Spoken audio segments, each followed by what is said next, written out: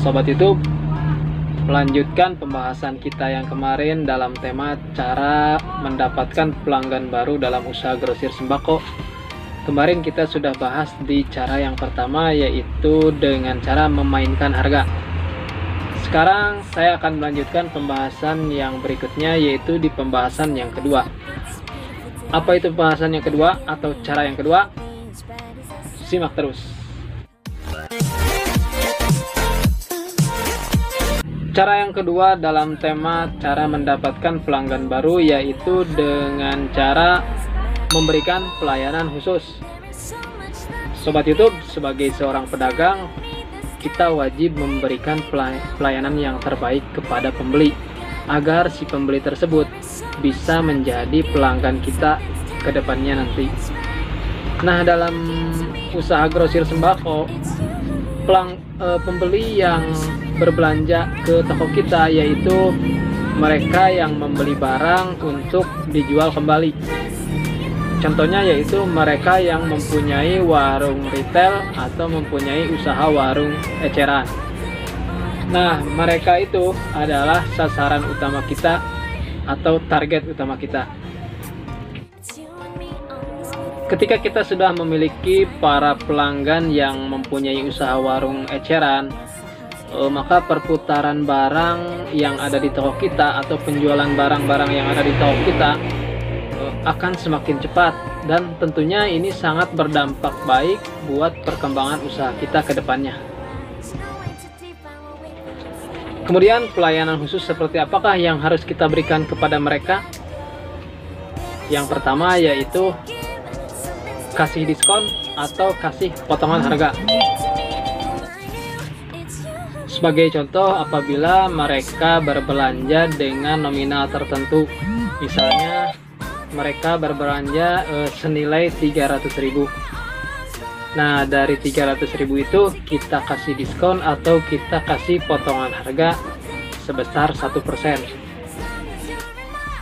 Jadi dari total belanja senilai 300.000, mereka hanya membayar sebesar 297.000.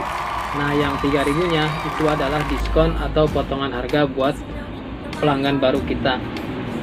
Tapi ingat ya Sobat YouTube, jangan kasih diskon lebih dari 1%, karena keuntungan dari grosir sembako ini kan di kisaran antara 2 sampai 10%. Jadi kalau kita ambil rata-rata keuntungan dari grosir sembako ini yaitu sebesar kurang lebih 7%. Jadi kalau dari 7% kita kasih 1% buat diskon ke pelanggan baru, kita masih punya keuntungan sebesar 6% dari omset yang kita hasilkan. Nah, dengan cara seperti itu, maka grosir kita akan mempunyai nilai lebih di mata para pembeli yang nantinya akan menjadi para pelanggan kita. Kemudian pelayanan khusus yang kedua yang harus kita berikan kepada calon pelanggan kita yaitu dengan sistem pesan antar atau delivery order. Sebagai contoh, apabila mereka berbelanja dalam jumlah yang banyak, antarkanlah sebagian dari barang-barangnya sampai ke tempat mereka. Ini akan menjadi nilai positif buat mereka, dan kemudian akan menjalin keakraban antara kita sama si pelanggan baru tadi atau calon pelanggan baru tadi. Apalagi kalau yang berbelanja itu adalah ibu-ibu yang sudah berusia lanjut, mereka akan lebih senang kalau barang belanjaan mereka kita antarkan sampai ke tempatnya tanpa ongkos kirim. Ini sangat positif sekali penilaian mereka terhadap toko kita. Ya, berkorbanlah sedikit ya Sobat YouTube, karena pengorbanan di awal itu akan menentukan keberhasilan usaha kita ke depannya. Oke Sobat YouTube, mungkin inilah beberapa cara untuk mendapatkan pelanggan baru dalam usaha grosir toko sembako.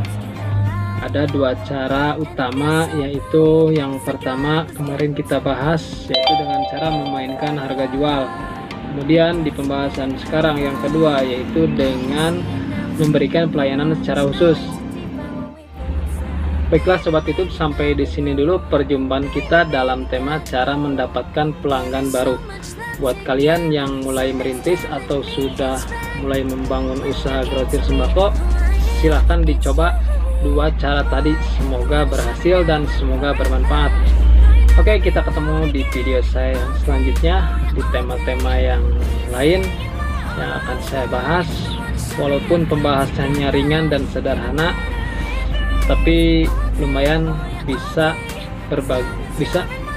membagikan sedikit ilmu saya buat teman-teman semuanya. Buat kalian yang belum subscribe, silahkan subscribe terlebih dahulu, karena channel ini cocok buat kalian yang mau buka usaha warung sembako atau grosir sembako. Oke, terima kasih, sampai ketemu di video saya selanjutnya. Salam sukses.